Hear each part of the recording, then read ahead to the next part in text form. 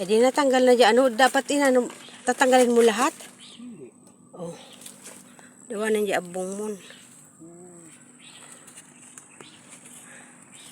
Yan guys, kukuha lang muna kami ng dalawa.